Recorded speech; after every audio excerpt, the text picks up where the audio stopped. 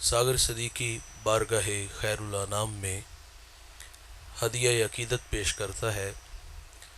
बज़्म कौनैन सजाने के लिए आप आए, शम्मे तौहीद जलाने के लिए आप आए। एक पैगाम जो हर दिल में उजाला कर दे, सारी दुनिया को सुनाने के लिए आप आए। एक मुद्दत से भटकते हुए मंजिल की तरफ दूर तक राह दिखाने के लिए आप आए। नाखुदा बन के उबलते हुए तूफ़ानों में कश्तियाँ पार लगाने के लिए आप आए। आप आए तो हर तरफ उजाले अनवार करम की बिरखा बरसी थी। हम हुजूर की आमद से पहले के हालात पढ़ते हैं। हज़रत ईसा अलैहिस्सलाम के बाद 571 साल का एक तवील ज़माना बीत चुका था। हज़रत इंसान अपने खालिक व मालिक को भूल चुका था। अखलाकी कदरें ज़वाल पजीर थीं। आका तशरीफ़ लाए और मक्का के घटाटोप अंधेरों में तौहीद का चिराग जला दिया।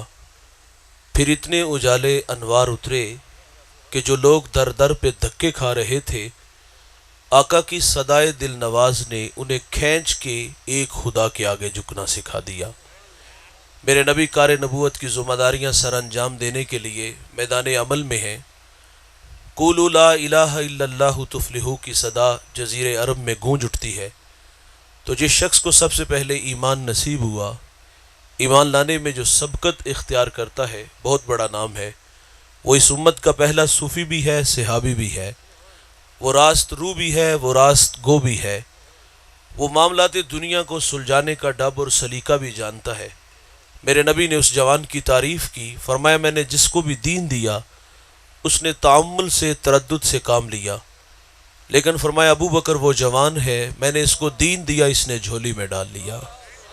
हुजूर आए तो हर तरफ उजाले अनवार करम की बिरखा बरसी थी। भाईजान, ये मेरा और आपका एजाज़ कि अल्लाह ने हमें वो नबी अता किया जिसके लिए नबियों ने भी दुआएं की हैं।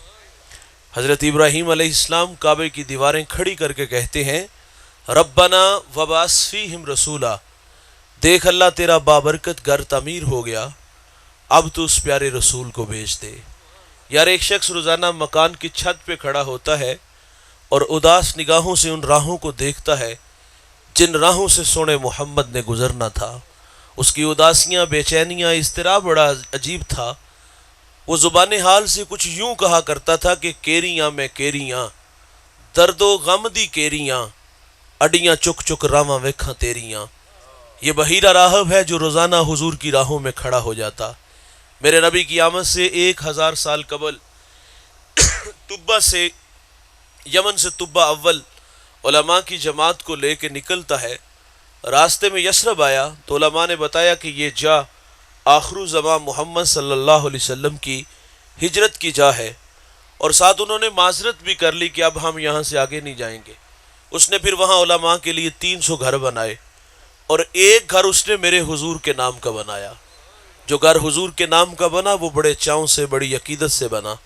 उस जमात के जो बड़े आलिम थे शामून, वो घर उनके सुपुर्द किया और फिर हुजूर के नाम एक ख़त लिखा। ख़त की तहरीर बड़ी मीठी है कि मैं तुब्बा अव्वल आप पर ईमान लाता हूँ, आप पर उतरने वाली किताब की तस्दीक करता हूँ। हुजूर, मैं आपका सबसे पहला उम्मती हूँ और मुझे बरोज़े हशर अपने ग़ुलामों में शुमार फरमाइएगा। ख़त लिखा, शामून को दिया और एहसास ज़िम्मेदारियाँ खींच के तुब्बा को यमन ले जाती हैं। गुज़रते इतना कह गए कि मेरे पे एक मेहरबानी करना कि अगर हुजूर मेरी ज़िंदगी में तशरीफ़ ले आए तो मुझे उनके आने की ख़बर देना, और अगर वो मेरी ज़िंदगी में तशरीफ़ ना ला सके तो ये ख़त संभाल लो, इसको आगे नस्लों में मुंतकिल कर देना। तुब्बा चला गया। उस शाख की बस्ती हुजूर की राहों में डेरे जमा के बैठ गई। तुब्बा रोज़ाना वो राहें तकता, कहीं से कोई संदेशा, हवा का कोई झोंका मेरे नाम पैगाम मोहब्बत ले आए और मैं ख़ुद को खींच के दरे हबीब तक ले चलूँ। हिजरे रसूल में, याद रसूल में तड़प तड़प के तुब्बा ने जान दे दी। उस शाख की बस्ती हुजूर की राहों में पलके बिछाए बैठी है। भाईजान, 1000 साल का तवील ज़माना बीत जाता है। हुजूर दुनिया में जलवा फिराज हुए, 53 साल मक्का में गुजारे, फिर अल्लाह का हुक्म आया कि अब मदीने वाले आपकी राहें तक रहे हैं। हुजूर ہجرت کر کے مدینہ آتے ہیں، تالال بدرو علینا کی صدائیں مدینہ میں گونج اٹھتی ہیں۔ اچھا وہ خط جو 1000 سال پہلے طبا نے حضور کے نام لکھا، مدینہ میں جس شخصیت تک پہنچا، وہ مدینہ کا بڑا معتبر صحابی ہے، ان کا نام لیں تو لہجہ میٹھا ہو جاتا ہے۔ اس صحابی کا اعزاز ہے کہ انہیں حضور کی میزبانی کا شرف ملا ہے۔ رومی کہتے ہیں جب حضور ان کے گھر آئے نا تو انہیں چاہ چڑھ گیا، امروز شاہ شاہاں مہمان شدست مارا، جبریل با ملائک درمان شدست مارا۔ کہتے آج شاہوں کا شاہ میرے گھر کا مہمان بنا ہے اور نوریوں کا سردار جبریل میرے گھر کا پہرا دے رہا ہے۔ اس شخصیت کا نام حضرت ابو ایوب انصاری رضی اللہ تعالی عنہ ہے۔ یہ خط ان تک پہنچا، مشاورت سے یہ بات طے پائی کہ تقاضۂ محبت یہ ہے کہ حضور مدینہ آئے تو سب سے پہلے طبا کا خط حضور کی خدمت میں پیش کیا جائے۔ اس کے لیے ابو لیلہ کا انتخاب کیا گیا۔ منظر بڑا خوبصورت ہے، ابو لیلہ سامنے کھڑے ہیں، میرے کریم آقا تشریف لے آئے اور ابو لیلہ کو دیکھ کر کے فرماتے ہیں کیا آپ ابو لیلہ ہو؟ قال نعم، جی میں ابو لیلہ ہوں، لیکن یہ تو بتائیں کہ آپ کو کس نے بتایا؟ فرمایا جس اللہ نے مجھے نبی بنایا۔ اور پھر وہ محبت کی ساری باتیں سنا دی کہ میری راہوں میں کچھ دیوانے کھڑے ہوئے تھے اور حضور فرماتے مجھے طبا کا خط دے دو۔ یار یہ طبا بھی حضور کی راہوں میں، اشاق کی بستی بھی حضور کی راہوں میں، بحیرہ راہب کی اداسیاں بھی حضور کی راہوں میں۔ میں ایک جوان کا تذکرہ چھیڑنے لگا ہوں، میرا ایمان ہے کہ آپ کے کلیجے ٹھر جائیں گے، آنکھیں روشن ہوں گی۔ جوان کا نام سلمان ہے اور اس کا تعلق ایران کے مشہور شہر اصفہان سے ہے۔ سلمان کہتا ہے میرا والد مجوسی تھا اور اس نے مجھے مذہب کی تعلیم گھر سے دلائی۔ میں عرض کرتا چلوں یہ سلمان کون ہے جس کو زمانہ آج سلمان فارسی کے نام سے جانتا ہے؟ سلمان کہتے ہیں والد بڑا متشدد تھا، اس نے مجھے مذہب کی تعلیم گھر سے دی اور پھر کھیتی باڑی کے لیے گھر سے باہر نکالا۔ سرے راہ عیسائیوں کا گرجا گھر آیا، فرماتے میرا جی چاہا کہ میں ان لوگوں کی مذہبی زندگی دیکھوں یہ لوگ کیسے ہیں۔ فرماتے میں رات گئے تک وہاں بیٹھا رہا، مرضی سے گھر آیا تو والد کو غصے میں پایا اور سوال کیا والد نے کہاں تھے اس وقت تک؟ فرماتے سچ سچ بتا دیا، گرجے میں تھا، اور ساتھ جھٹکا دیا کہ مجھے ان لوگوں نے متاثر بھی کیا ہے۔ سلمان کہتے والد ڈر گیا کہ کہیں یہ مجوسیت کو چھوڑ کر عیسائیت کو نہ قبول کر لے۔ مجھے میرے والد نے لوہے کی زنجیروں سے جکڑ دیا، رد عمل کے طور پہ ضد پیدا ہوئی۔ فرماتے فیصلہ کر لیا کہ اب یہاں نہیں رہنا۔ فرماتے مجھے سبیل ملی اور میں ملک شام آیا اور وہاں ایک عالم سے ملاقات کی، اپنے حالات سے آگاہ کیا اور کہا اس مذہب کی محبت مجھے یہاں کھینچ لائی ہے، شہر کی سرداری کو ٹھوکر مار کے آیا ہوں، میں تشنہ ہوں میری پیاس بجھاؤ۔ سلمان کہتے تا دم آخر جب تک وہ زندہ رہا میں نے اس کی بڑی خدمت کی، جب وہ مرنے لگا تو میں نے کہا اب جاؤں تو کہاں جاؤں؟ اس نے مجھے نصیب بین بیچ دیا کہ وہاں ایک عالم ہے اس کی خدمت میں چلے جاؤ۔ فرماتے میں نے اس کی بھی بڑی خدمت کی، جب وہ مرنے لگا تو میں نے کہا اب کس چوکھٹ کا بیکاری بناؤ گے؟ اس نے مجھے ایک اور جگہ بیچ دیا۔ فرماتے میں نے اس کی بھی بڑی خدمت کی۔ خدمت کا صلہ ملتا ہے بھائی۔ کہتے جب وہ مرنے لگا تو سراپا سوال بن کے سامنے کھڑا تھا، جاؤں تو کہاں جاؤں؟ اس نے کہا سلمان اب میری نظر میں کوئی ایسا شخص نہیں جس کی خدمت میں تمہیں بھیجوں، بس یہ کہنا تھا کہ اداسیاں چھانے لگی، دل کی نیا ڈوبنے لگی، اندھیرے چھانے لگے، ایسا لگا کہ دیوار آ گئی۔ اس عالم نے جب ڈوبتی نیا دیکھی تو کنارہ دیتا ہے، کہتا ہے سلمان اب آخر زمان محمد کا زمانہ قریب آ گیا ہے۔ نخلستان دو جلے میدانوں کے درمیان تشریف لائیں گے۔ سلمان کہتے اگر وہ سرزمین میں پالوں تو اس نبی کو پہچانوں گا کیسے؟ تو اس عالم نے بتایا کہ اس کی 3 نشانیاں، نمبر 1 صدقہ نہیں لیں گے، نمبر 2 وہ ہدیہ قبول کریں گے، نمبر 3 ان کے دونوں کندھوں کے درمیان محاذ قلب پہ مہر نبوت ہوگی۔ کہا سلمان اگر تو وہاں پہنچ سکتا ہے تو پہنچ جا۔ فرماتے میں نے رخت سفر باندھا، سرے راہ مجھے بنی کلب کا ایک قافلہ ملا، میں نے ان سے کہا میرے پاس کچھ گائیں اور بکریاں ہیں، یہ مجھ سے لے لو اور اپنی سرزمین تک پہنچا دو۔ سلمان کہتے وہ اس بات پہ راضی ہو گئے، لیکن بڑے ظالم تھے کہ ایک جگہ پہ جا کے انہوں نے مجھے غلام بنا لیا۔ فرماتے ہیں کہ میں نے بڑے دھکے کھائے۔ فرماتے پھر انہوں نے مجھے ایک یہودی کے ہاں فروخت کر دیا۔ فرماتے اس یہودی نے میرا سودا ایک اور یہودی کے ہاں کر دیا۔ فرماتے اس یہودی کا تعلق حضور کے شہر مدینہ سے تھا۔ منزل نصیب ہو گئی، اڑیکنے لگے۔ ایک دن کسی نے سرگوشی کی کہ دیوانے جس کی راہوں میں بیٹھے ہو نا وہ پیارے محمد دنیا میں جلوہ فراز ہو چکے ہیں۔ سلمان کہتے ہیں میرا جی چاہا کہ میں اڑ کے حضور کے قدموں میں چلا جاؤں، اے زوف مدد کر در احمد پہ گرا دے، دربان کہیں اٹھ کہوں اٹھا نہیں جاتا۔ غلام مرضی سے نہیں جیتے بھائی۔ کہتے میں ہجر کی آگ میں جلتا رہا اور انتظار کی راہوں میں کھڑا رہا، یہ اداسیاں تھی کہ فرماتے پھر وہ ہمایوں گھڑیاں آئیں، سعادت بخش لمحے نصیب ہوئے۔ سلمان کہتے ہیں کہ میں باغ میں تھا اور کھجور کے درخت پہ چڑھا تھا اور اس کی خدمت میں لگا تھا کہ اچانک میرے مالک کا چچا زاد بھائی آیا، بڑے غصے میں تھا، اور غصے میں کیا کہتے ہیں، خدا ستیہ ناس کرے اوس و خزرج کا ایک شخص ادعائے نبوت مکہ سے ہمارے یہاں آیا اور لوگ اس کے گرد جمع ہو گئے۔ سلمان کہتے ہیں میرے جسم پر کپ کپی طاری ہو گئی، میں نے اوپر سے چھلانگ لگا دی، انجام سے باخبر تھا، سوال کیا تو پیٹا جاؤں گا، لیکن نام محمد کی مستی طبیعت میں ایسی چڑھی، انجام سے بے نیاز ہو کے حضور کا تذکرہ کر دیا تو اس نے منہ پہ مکہ دے مارا۔ خیر فرماتے ہیں میں نے برداشت کیا، رات کی تاریکی چھائی، میں کھانا لے کے حضور کی خدمت میں حاضر ہو گیا۔ میرے نبی اس وقت قباء میں اپنے غلاموں کے جھرمٹ میں تھے۔ کہتے میں کھانا لے کے حضور کی خدمت میں حاضر ہوا۔ وہ تین باتیں پیش نظر رکھیے گا۔ کہتے میں نے جا کے عرض کیا حضور آپ ایک لمبا سفر کر کے مکہ سے ہمارے یہاں یثرب آئے ہیں اور میرے پاس یہ صدقے کا کھانا ہے اور آپ اس کے حقدار زیادہ ہیں، قبول فرما لیجئے۔ سلمان کہتے حضور نے وہ کھانا خود نہیں کھایا، غلاموں میں بانٹ دیا، ایک نشانی پوری ہوگی۔ سلمان کہتے میں دوبارہ پھر حاضر ہوا، میں نے عرض کیا حضور یہ صدقہ نہیں ہدیہ ہے، تو میرے نبی نے اس کو قبول فرما لیا، دو نشانیاں پوری ہوگی، اب ایک نشانی باقی ہے۔ سلمان کہتے میں ایک دفعہ بلکہ حضور کے بارے میں عرض کرتے ہیں کہ حضور ایک دن بقیع میں اپنے غلام کی تدفین میں مشغول تھے اور میں بھی وہاں موجود تھا۔ کہتے میں جلدی سے پیچھے آ کے کھڑا ہو گیا کہ آج مہر نبوت کی زیارت کروں گا۔ کہتے جب میں پیچھے آ کے کھڑا ہوا تو حضور نے پلٹ کے دیکھا، حیا سے آنکھیں جھکی ہوئی تھی، آنکھوں میں اداسیاں تھی، دل میں بچھی ہوئی محبت کی کائنات تھی۔ یہ پیار کہاں سے کھینچ لایا، یہ کہاں سے کہاں تک آیا، آج منزل نصیب ہو گئی اور آخری نشانی ہے۔ کہتے جب میں پیچھے ہو کے کھڑا ہوا تو حضور نے پلٹ کے دیکھا تو حضور نے پھر اپنی کمر سے چادر کو اٹھا دیا۔ کہتے جب چادر اٹھی تو میں نے مہر نبوت دیکھی اور دوڑ کر کے آگے بڑھا، بدن سے لپٹا اور پھر مہر نبوت کو چومنا شروع کر دیا۔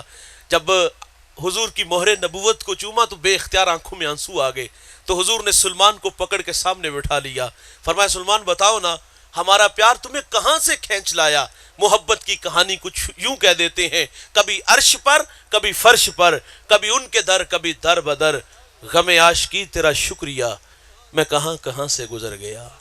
یار یہ سلمان فارسی بھی حضور کی راہوں میں ہے، تباول بھی حضور کی راہوں میں ہے، بحیرہ راہب بھی حضور کی راہوں میں ہے، عشاق کی بستی بھی حضور کی راہوں میں ہے۔ اللہ کی خلیل اللہ کا گھر بنا کے کہتے ہیں ربنا وبعث فیہم رسولا، دیکھ اللہ تیرا بابرکت گھر تعمیر ہو گیا، اب تو اس پیارے رسول کو بھیج دے۔ میرا سوال آپ سے ہے بھائی، مجھے بتائیے گا، تہجد کے وقت اٹھنا پڑا، ٹھنڈے پانی سے وضو بنانا پڑا، مصلی بچھانا پڑا، پیشانی جھکانا پڑی، منت سماجی کرنا پڑی؟ نہیں دوست، بخت سولہ نکلا۔ ہمیں تو باد صبا کے جھونکوں نے پیغام دیا، مدینے سے ٹھنڈی ہواؤں نے سندیسے دیے، آنکھ کھلی، ماحول میں تازگی خوشبو اتنی پھیلی ہوئی تھی، آنکھ کھلتی ہے اور آنکھ کھلتے ہی ماحول کی تازگی بتا دیتی ہے کہ تمہیں مبارک ہو کہ تم محمد کے غلام بن کر آ رہے ہو۔ اس بات پہ میں اور آپ جتنا بھی فخر کریں وہ کم ہے۔ وہ نیازی کہا کرتے تھے نا کہ یہ میری خوش قسمتی میں تیرا امتی، یاد ان کی نہ بھولو نیازی کبھی، وہ کہیں امتی تو بھی کہہ یا نبی۔ میں ہوں حاضر تیری چاکری کے لیے، اور فخر کا دل میں دریچہ باز کرنا چاہیے، جن کا تو آقا ہے ان کو ناز کرنا چاہیے۔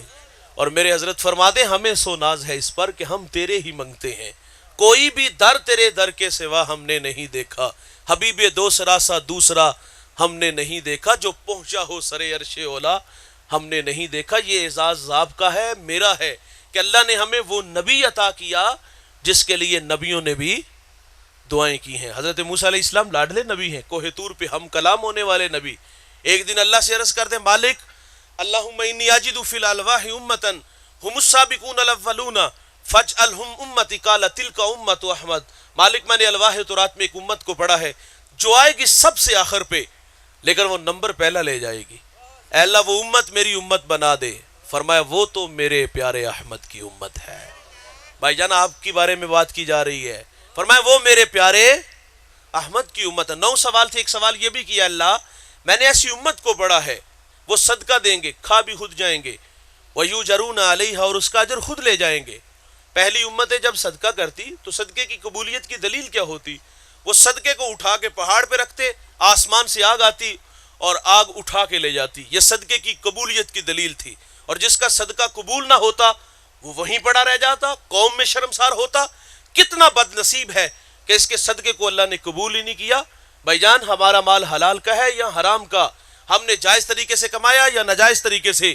لوگوں کی ہڈیاں توڑی یا خون نچوڑا؟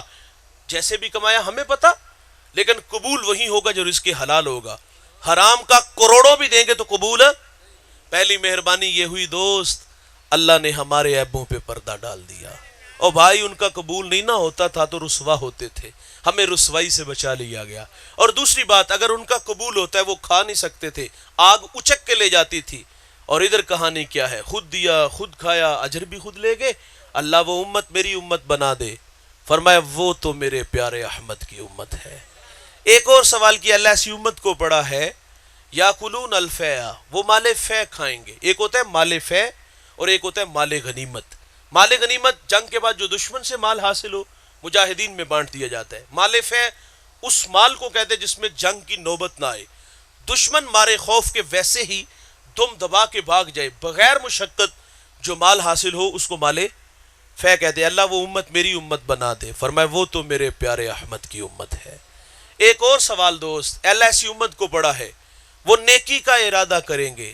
نیکی کی نہیں ہوگی، نیکی کا ارادہ کریں گے. دکھیوں کے کام آؤں گا، بیواؤں کے کام آؤں گا، کانٹوں بری بستی میں سنت کے پھول اگاؤں گا، جیوں گا اللہ کے لیے، مروں گا اس کے دین کے لیے. میری دھڑکنیں، میری سانسیں قرآن کی نوکری میں گزریں گی. یہ ہے نیکی کا ارادہ. ابھی کسی دکھیے کے کام نہیں آیا، ابھی کسی گرتے کو سہارا نہیں دیا، ابھی کسی کو کھینچ کے مسجد میں نہیں لایا، ابھی کسی کی پیشانی میں سجدوں کا نور نہیں لایا، ابھی کسی کے کانوں میں قرآن کے نغمے نہیں لایا. یہ یہاں بیٹھ کے جذبہ پیدا ہوا. لاکھوں نہیں کروڑوں دیا ہے اور سانپ بن کے بیٹھے. یہاں بیٹھ کے جذبہ پیدا ہوا. میری دیوار کے متصل اور میرے اپنے ہی بھائی کا گھر ہے، اس کی کچی دیواروں سے چیخوں کی آوازیں آتی ہیں. میں 2 نہیں 4 5 فیکٹریوں کا مالک، میں لاکھوں نہیں کروڑوں رکھتا ہوں، کروڑوں نہیں اربوں رکھتا ہوں، لیکن میرا بھائی ریڑی لگا کے بسر اوقات کرتا ہے. آج مر گئے کل دوسرا دن، کہاں لے جاؤں گا دولت؟ بھائی جذبہ پیدا ہوا کہ یار دولت دی ہے تو دولت دکھیوں پہ لٹاؤں گا، دولت دی ہے تو بیواؤں پہ لٹاؤں گا، دولت دی ہے تو یتاما پہ لٹاؤں گا. یہاں بیٹھ کے نیکی کا جذبہ پیدا ہوا. بھائی ابھی نیکی کی نہیں، ابھی جیب میں ہاتھ ڈالا نہیں، ابھی تجوری کا منہ کھولا نہیں، ابھی کسی کے گھر تک راشن لے کے گیا نہیں، ابھی کسی کے گھر میں رات کی تاریکی میں بغیر کسی کو دکھائے محض اللہ کے لیے کسی کی جھولی نہیں بھرنے گیا. یار یہاں بیٹھ کے نیکی کا جذبہ پیدا ہوا، نیکی کا ارادہ کیا. جانتے ہو اس کا اجر کیا ہے؟ ایک شخص کے نامہ اعمال میں حج لکھا ہوگا. وہ اللہ سے عرض کرے گا، اللہ میں نے تو حج کیا ہی کوئی نہیں. اللہ فرمائے گا حج نہیں کیا، لیکن جب حاجیوں کے قافلے چلتے تھے دل تڑپتا تھا. ہاں اللہ بڑا ہی تڑپتا تھا. فرمایا اسی تڑپ کی وجہ سے تیرے نامہ اعمال میں حج لکھ دیا. او بھائی، نیکی کا ارادہ کرو گے تو اللہ نیکی عطا کر دے گا. مالک ایسی امت کو پڑا وہ نیکی کا ارادہ کریں گے، ارادے سے نیکی عطا ہوگی. کریں گے ایک لکھی ایک نہیں 10 جائیں گی. اللہ وہ امت میری امت بنا دے. فرمایا وہ میرے پیارے احمد کی امت ہے. ایک اور سوال کیا، اللہ ایسی امت کو پڑا ہے پانی ذرا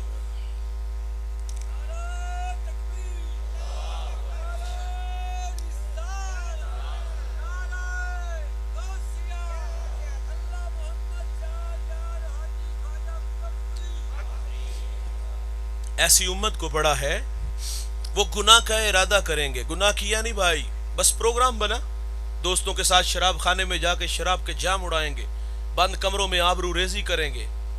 منحوس خیال آ گیا، کہاں غربت کی لکیر پہ کھڑا، اور یہ آ جاتے ہیں کہ میں تنکوں کے نشے من میں اور وہ سنگ مرمر کے بنے گھروں میں رہے، میرے بچے نانے شبینہ کو تر سے اس کے گھر میں گھی کے چراغ جلے، میں قسم و پرسی کی زندگی گزاروں، وہ عیش و عشرت میں رہے. تو خیال ہی آگے میں رہزن لٹیرا بنوں گا، ہاتھ حرام کی طرح بڑھاؤں گا. یہ ہے گناہ کا ارادہ. نیکی کا ارادہ ہوا تو نیکی عطا کی گئی. یہ ہے گناہ کا ارادہ.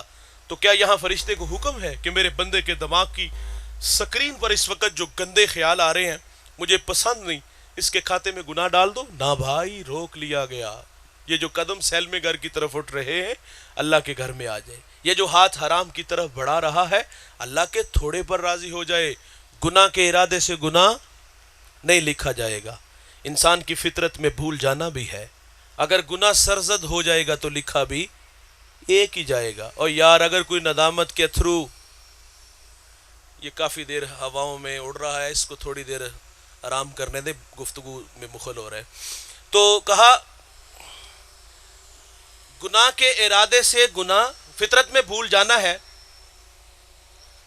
گناہ سرزد ہو جائے گا تو لکھا بھی ایک جائے گا. اور اگر کوئی ندامت کے تھرو اس کی چوکھٹ پہ لے کے آ جائے، کیے ہوئے گناہوں پر شرمسار ہو، ہجرت کر کے پلٹ آئی، تو یہ اللہ کا وعدہ بھی ہے، میں اس کے گناہ کو لوح محفوظ سے مٹا دوں گا.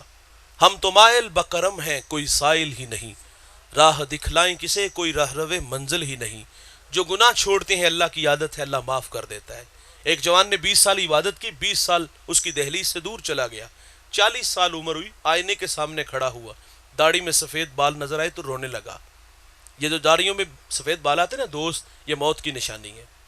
یاداشت جب کمزور ہونا شروع ہو جائے، سمجھ لو موت کا وقت قریب آ گیا ہے. اٹھتے جنازے، پھیلی ہوئی قبریں، بچھے ہوئے صفے ماتم ہمیں پیغام موت دیتے ہیں. داڑھی میں سفید بال دیکھے تو تڑپ گیا، کہتے ہیں اللہ اگر میں لوٹ آؤں کیا سلوک ہوگا. ہاتف سے آواز آئی، 20 سال عبادت کی، قبول کی، 20 سال میری دہلیز سے دور چلا گیا، مجھے ناراض کیا، میرے حکموں کو توڑا، انتظار کیا، تو لوٹ آیا ہے، تیرا رب رحیم بھی ہے، کریم بھی ہے، جا میں نے تیرے ماضی کے سارے گناہ معاف فرما دیے.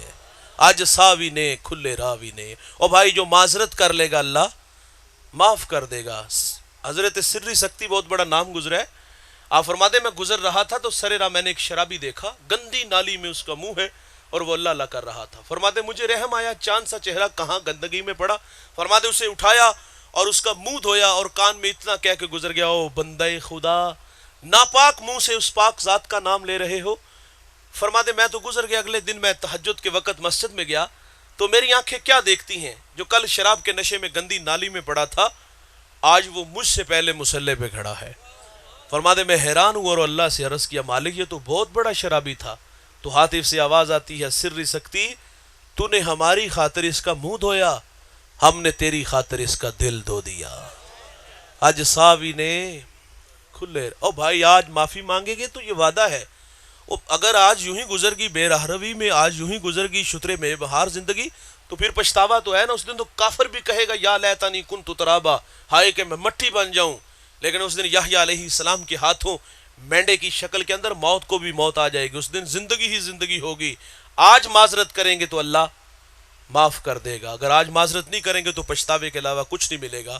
تو حضرت موسیٰ علیہ السلام نے عرض کیا مالک ایسی امت کو پڑا ہے وہ گناہ کا ارادہ کریں گے، ارادے سے گناہ نہیں لکھا جائے گا، ہو جائے گا تو لکھا بھی ایک جائے گا. اے اللہ وہ امت میری امت بنا دے. فرمایا وہ تو میرے پیارے احمد کی امت ہے. یار 9 سوال، ہر سوال پہ ایک ہی جواب. جواب کیا تھا؟ وہ میرے پیارے احمد کی امت ہے، وہ میرے پیارے. تقاضا کوئی نہیں ہے سینے کا زور کا، ویسے کہہ رہا ہوں اگر آپ ہلکا سا بس، ضرورت تو نہیں ہوتی میں کہلواؤں، لیکن جی چاہ رہا ہے آج کہ وہ میرے پیارے. 9 دفعہ کہا وہ میرے پیارے، وہ میرے پیارے، وہ میرے پیارے. آپ کے بارے میں بات ہے، وہ میرے پیارے، وہ میرے پیارے، وہ میرے پیارے. اور آخر پہ کیا عرض کرتے؟ ٹھیک ہے اللہ وہ امت میری نہیں بنانی تو نہ بنا، مجھے ہی اس محمد کا امتی بنا دے. تو پھر ہم کیوں نہ یار کہیں یہ میری خوش قسمتی، میں تیرا امتی، یاد ان کی نہ بھولو نیازی کبھی، وہ کہیں امتی تو بھی کہ یا نبی، میں ہوں حاضر تیری چاکری کے لیے. یار میرے نبی نے اس امت میں 63 برس گزارے ہیں اور ساری زندگی اس امت کو یاد رکھا.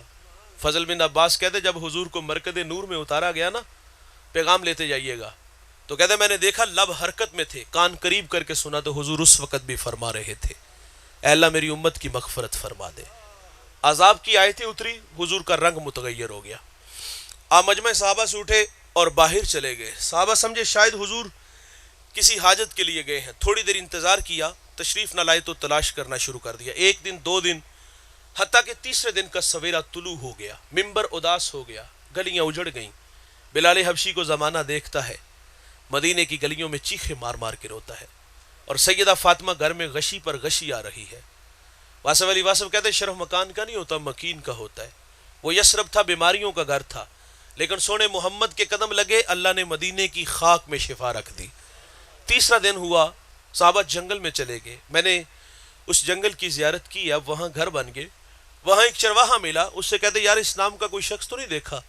تو اس نے کہا اتنا میٹھا نام تو میں نے سنا ہی پہلی دفعہ ہے، ہاں میں اتنا ضرور جانتا ہوں، وہ سامنے غار دیکھتی ہو جس کا نام جبل صلاح ہے، وہاں ایک جوان ہے جو صبح بھی روتا ہے شام بھی روتا ہے، اور کہتا ہے وہ میری بکریاں دیکھو حلقہ بنائے بیٹھی ہیں، نہ کچھ کھاتی ہیں نہ کچھ پیتی ہیں، وہ روتے ہیں تو یہ بھی روتی ہیں۔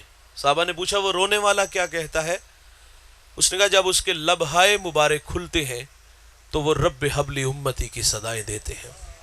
بے جان جسموں میں جان آئی، صحابہ اندر داخل ہوئے، آنکھیں کیا دیکھتی ہیں کہ حضور کی پیشانی نوکیلے پتھر پہ جھکی ہے، اور رو رو کے کہہ رہے تھے اللہ میری امت کی مغفرت فرما دے۔ سیدنا صدیق اکبر آگے بڑھے، عرض کیا حضور غلام آئے ہیں، 3 دن جدائیوں میں گزار دیے، مدینہ اداس کھڑا ہے، اللہ مہربانی فرمائے گا۔ تو حضور فرماتے اتنی دیر تک سجدے سے سر نہیں اٹھاؤں گا جتنی دیر تک اللہ امت کے معاملے میں میرے ساتھ کوئی وعدہ نہیں کر دیتا۔ سنیے گا، سیدہ فاطمہ الزہرا رضی اللہ تعالیٰ عنہ کو خبر ملی، آپ مدینے کی عورتوں کو لے کے اس غار کی طرف بڑھتی ہیں، صحابہ پیچھے ہٹے، آپ ہوئی اور جا کے کہتی ابو جی بیٹی آئی ہے، جگر کا ٹکڑا آیا ہے، جس کے لیے آپ مسند بچھا دیتے تھے نا، فاطمہ آئی ہے۔ تو حضور فرماتے بیٹے مجھے امت کی محبت رلا رہی ہے، تو عرض کی اللہ مہربانی کر کے، فرمایا نہیں بیٹے اتنی دیر تک سجدے سے سر نہیں اٹھاؤں گا جتنی دیر تک اللہ راضی نہیں کر دیتا۔ سنیے گا دوست، حضور جب سجدے سے سر نہیں نہ اٹھاتے تو پھر سیدہ اپنے اللہ سے عرض کرتی ہے مالک میں نے سنا ہے جب فقیروں اور درویشوں کی دعائیں مستجاب نہیں ہوتی تو وہ سروں سے پگڑیاں اتار کے اللہ تجھ سے دعا مانگتے ہیں، پھر تو اپنے بندوں کو خالی نہیں موڑتا۔ عرض کیا مالک آج تیرے نبی کی بیٹی فاطمہ جس پر تو نے تطہیر کی آیتوں کو نازل کیا ہے، میں سر سے دوپٹہ اتار کے اپنے بابا کی امت کے لیے تجھ سے بھیک مانگتی ہوں۔ سیدہ کا ہاتھ ردا کی طرح بڑھا، کوہرام مچ گیا، بادلوں کی اوٹ میں سورج نے منہ چھپا لیا، ایسا لگا کہ قیامت آ گئی۔ رومی کہتے پھر ایک صدا اٹھی پس ندا آمد زی یزداں کائے رسول، من دعائے فاطمہ کردم قبول، گر طلب کردی زمین و آسماں، جملہ بخش دے مشدر یک زماں۔ فرمایا جبریل دیر نہ کرو جلدی جاؤ، میرے نبی سے کہو سجدے سے سر اٹھا لے، ہم نے فاطمہ کی دعا قبول کر لی ہے، جیسے آپ کہو گے ہم امت سے ویسے ہی معاملہ فرما دیں گے۔ بھائی جان محبت کہتے عمل کو آسان کرتی ہے، محبت دعویٰ عمل دلیل، ناراض نہ ہوئیے گا لہجہ تھوڑا سا تلخ ہے لیکن قبول بھی کیجئے گا، غلامی رسول میں موت بھی قبول ہے، یہ نعرے کھوکھلے ہو گئے۔ محبت تو تقاضا چاہتی، میں کہتا ہوں یار 2 لمحوں کے لیے میں اور آپ خود کو کھینچ کے، اگر تخیلات میں غوطہ لگے ہم خود کو کھینچ کے اس غار میں لے چلے، ایک جانب خود کو کھڑا کرو اور ایک جانب محبت کی بچھی کائنات دیکھو۔ حضور نے اتنا پیار دیا یار، ہم نے اس کے سلے میں کیا دیا؟ انتہائی معذرت سے جوانی کو دیوانگی کا رنگ دیا گیا، جوانی آج چونک چباروں پھٹوں کی زینت بنی، چھٹی کے وقت سکول کے گیٹ کے سامنے برباد ہوئی، رقص و سرود کی محفلیں سجی، شراب خانوں میں راتیں گزری، 5 وقت حی علی الصلاۃ کی صدائیں فضا میں گونجی، کان پہ جو تک نہ رینگی، وائز نصیحت کرتا ہے غفلت کی پٹی نہ اتاری۔ ہم تو کسی کو آخرت کی بات سنائے نا تو لوگ لڑتے ہیں، وہ کہتے ہیں مولوی تقریر کول رکھ، شباب ہمیشہ رہے گا، عمر کے سائے نہیں ڈلیں گے، موت کی ہچکیاں نہیں لگیں گی، خدا کی کچہری میں پیشی نہیں ہوگی۔ میں کہتا ہوں جوانوں کبھی آسمان کی چھاتی پہ چمکتا چاند نہیں دیکھا؟ یہ ایک صورت میں نہیں ہوتا، یہ کبھی قمر ہوتا ہے، کبھی بدر ہوتا ہے، کبھی ہلال ہوتا ہے۔ او بھائی ہمیں اس دنیا میں ہمیشہ نہیں رہنا، یہاں جو آیا ہے وہ جانے کے لیے، جو پیدا ہوا ہے وہ مرنے کے لیے، کل من علیہا فان، جو بھی ہے اس کو فنا ہے، بقا صرف اللہ کو ہے، یہاں کسی نے بھی بیٹھ نہیں رہنا، ہم سب نے اپنی اپنی بھاری پہ شہر خاموشاں کو آباد کرنا ہے، اور یہ سانسوں کی مالا کب ٹوٹ جائے، موتی خاک میں مل جائے، یہ ہم میں سے کسی کو کوئی خبر نہیں۔ اور محبت تو تقاضا چاہتی ہے، آج اخلاق کھوکھلے ہوئے، ہم فساد کے کھوکھلے دانے پہ کھڑے ہوئے، جوان ہیں چلتے اکڑ اکڑ کے، بولتے بگڑ بگڑ کے، مستی ہی مستی نشہ ہی نشہ، یہ ہمارے تیور بن گئے۔ اور پیار تو تقاضا چاہتی ہے، جوانی کو کھینچ کے در حبیب تک لے آؤ، آؤ عمل کی راہوں پہ خود کو تھکا دو۔ اعزاز شرف آپ لوگوں کا میرا ہے کہ اللہ نے ہمیں وہ نبی دیا، عطا کیا جس کے لیے نبیوں نے بھی دعائیں کی۔ اور بھائی جس قدر اعزاز بڑے ہو نا اس قدر تقاضے بھی بڑھ جاتے ہیں، ان تقاضوں کو پیش نظر رکھو اور خود کو کھینچ کے در حبیب تک لے آؤ، اپنی زندگی کو عمل کی راہوں پہ لے آؤ، قرآن کے نوکر بنو، قرآن کے دائی بنو، قرآن کے مبلغ بنو، اپنے حصے کا کام کرو یار۔ اتنی تو محنت ضرور کیا کرو کہ ہم 33% تو نمبر لے لیں، منہ دکھانے کے تو قابل ہو سکیں۔ یہ میری خوش قسمتی، میں تیرا امتی، یاد ان کی نہ بھولو نیازی کبھی، وہ کہیں امتی تو بھی کیا یا نبی، میں ہوں حاضر تیری چاکری کے لیے، فخر کا دل میں دریچہ باز کرنا چاہیے، جن کا تو آقا ہے ان کو ناز کرنا چاہیے۔ یہ میرا اور آپ کا اعزاز ہے، اور ہم اس اعزاز کے پیش نظر اپنی زندگی کو عمل کی راہوں پہ لائیں گے۔ میری فیروز بختی اسٹیج کی زینت، بڑے بڑے علماء مشائخ تشریف فرما ہے، اور بڑوں کی موجودگی میں چھوٹوں کا خطاب کرنا، کچھ کہنا، یہ اعزاز ہوتا ہے، اور یہ اعزاز انشاءاللہ میرے ساتھ ہمیشہ رہے گا۔ اور میں دعا گو ہوں اس مادری علمی کے لیے، یہاں پڑھنے پڑھانے والے اساتذہ اور تلامذہ کے لیے، اللہ ان کے علم و فضل میں برکت عطا فرمائے، اور جناب کی محنت، کاوش، جستجو اپنی بارگاہ میں قبول فرمائے۔ اللہ سب کو جزائے خیر عطا فرمائے۔